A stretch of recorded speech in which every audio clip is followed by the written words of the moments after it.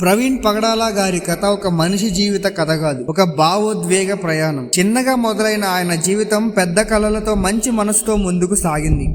ఎంత కష్టం వచ్చినా వెనక్కి తగ్గని వ్యక్తి ఆయన. ఎంత బాధ వచ్చినా ఇతరులకు మాత్రం నవ్వు పంచిన హృదయం. జీవితంలో ఎన్నో సార్లు పడిపోయారు, కానీ ప్రతిసారి మరింత బలంగా లేచారు. తన కోసం కాదు, తన చుట్టూ ఉన్న వాళ్ళ కోసం బ్రతికిన మనిషి. ఆయన దగ్గరకు వచ్చిన వాళ్ళకి ఒక ఆశ లభించేది, ఒక ధైర్యము లభించేది. ఎందుకంటే ఆయన మాటల్లో నిజం ఉండేది, ఆయన హృదయంలో ప్రేమ ఉండేది. కానీ ప్రతి మంచి కథకి ఒక నిశ్శబ్దమైన ముగింపు ఉంటుంది కదా. ఆ రోజు కూడా అలాగే వచ్చింది. ఎవ్వరు ఊహించని విధంగా ఆయన చివరి ప్రయాణం మొదలైంది. ఒక్క క్షణంలో అన్ని మారిపోయాయి. ఆయన వెళ్లిపోయిన వార్త విని ప్రతి ఒక్కరి గుండె ఆగినట్టయింది. ఇది నిజమైనా అనిపించింది. కన్నీళ్లు ఆగలేదు.